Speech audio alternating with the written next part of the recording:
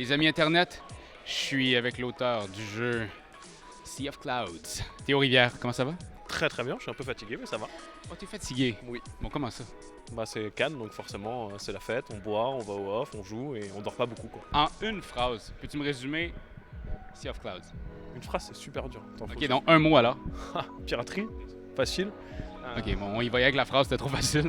Je suis déçu du mot, je pensais que ça allait être plus tough. Ok. Non c'est difficile à résumer très rapidement mais c'est un vrai jeu de pirate donc on se partage et on se vole du rhum et des trésors donc c'est relativement ça. Alors nous sommes présentement avec l'auteur et l'illustrateur de Kumo Ogosha. Ogosha. En fait, Kumo, c'est un gardien qui s'occupe d'entraîner des Kumotori pour être gardien de la pierre d'équilibre, qui est l'objet central du jeu, qui est en fait la pierre qui régit un peu l'équilibre dans le monde. Et donc pour l'instant, c'est des sumo, mais il y a d'autres guerriers qui devraient arriver, comme des ninjas, des samouraïs, dans le jeu, et qui s'affrontent non pas pour se faire du mal, d'ailleurs c'est un jeu complètement zen et pacifiste, il n'y a pas de blessés, il n'y a pas de morts, mais qui s'entraînent simplement pour pouvoir garder cet équilibre sur la Terre. Alors je suis pas sûr que ça marche très fort au niveau équilibre. Le but du jeu, c'est de sortir la pierre d'équilibre qui est au centre chez l'adversaire. D'accord. Et on joue en fait avec des cubes qu'on lance pas, mais si vous voulez, le cube représente un personnage qui connaît plusieurs prises.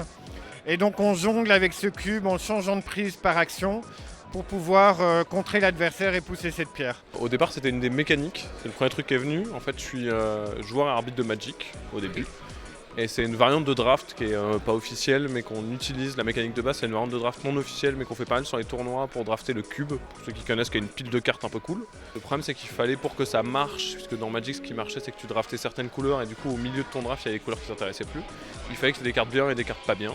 Donc j'ai commencé à bosser sur la méca et à rajouter des cartes qui étaient nulles, ce qui était important. Comme j'aimais bien ce côté de creuser et de partager des trucs, je suis très vite parti sur la mécanique pirate. Nous sommes avec les gars de chez Helvetia Games. Je suis avec Pierre-Yves qui est là pour nous expliquer une de ses nouveautés cette année qui s'appelle Unita. Alors déjà, il faut savoir, peut-être que vous ne le saviez pas, que chez Helvetia Games, on a créé un monde. Un monde avec 16 peuples, des nains, des vampires, des trolls, etc. Et tous les jeux de la gamme se déroulent dans ce monde-là. D'accord. La mécanique est venue d'un truc tout simple, qui était de représenter sur les dés non pas des valeurs qui nous permettaient d'avancer, mais la force des armées. Et tu vas commencer le jeu avec 45 points de victoire, et le but c'est d'en perdre le moins possible durant les combats qui vont t'amener jusqu'au portail du centre. T'en as à combien de parties toi? 500 500? Ouais. On devient comment un créateur de jeu? T'es passé par où? C'est une bonne question. Moi je suis à la base je suis de Poitiers en France, la ville, et j'allais tout le temps au test de chez Libellude, qui sont des gens excellents et très brillants. Et en fait c'est plus de tester des protos de gens qui m'ont donné envie de faire les miens. Entre autres parce que je me suis rendu compte que c'était pas si difficile de se lancer au départ, notamment d'un point de vue matériel. Moi je pensais que t'envoyais un proto en éditeur, il fallait que ça soit chiadé, que t'aies des belles illustrations, que ça soit super classe, etc. Et je me suis rendu compte que tu pouvais faire un truc un peu à l'arrache avec des crayons de couleur et que c'était moche, et qu'on s'en foutait, que c'était la mécanique qui était le plus important. Frédéric, tout à l'heure tu me disais que tu étais BDiste à la base. Oui, Tu continues à faire de la BD, mais c'est des projets comme celui-là que tu prends à la pige, c'est ça? Oui, c'est ça. En fait, moi, j'ai une série de bandes dessinées qui s'appelle Samouraï. Il y a 10 tomes qui sont sortis. Oh d'accord. Et en fait, c'est un peu pour ça aussi qu'on s'est rencontrés, qu'on a été mis en contact, parce que c'est une bande dessinée japonisante. Et ils avaient un jeu qui avait une thématique japonaise. Bon, moi j'ai mon fils, il a 7 ans, mais c'est un gros joueur. C'est lui qui dit le go ou pas pour l'édition, tu sais.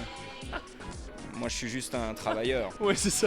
C'est lui le patron. Ouais, c'est lui ça, le patron. c'est ça. Bah, Mais on merci, le dit Pierre. pas trop parce qu'il paraît que faire travailler les enfants c'est pas bon. Je sais pas par chez vous. Mais chez nous, c'est vraiment ok.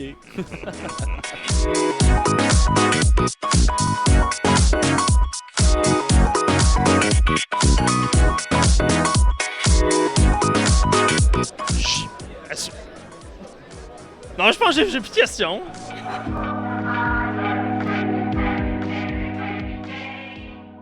Tu les as laissés tomber, hein? Je suis parti, ouais. Je suis parti de chez Yellow et pour faire mon deuil, parce que j'étais quand même un peu triste, c'était une belle famille que j'ai abandonnée. J'ai mis de la musique triste, j'ai mis Céline Dion, tu vois. Je me suis mis devant mon miroir, j'ai pris ma tondeuse et je me suis rasé le crâne comme ça, tranquillement, tu vois, en pleurant. Je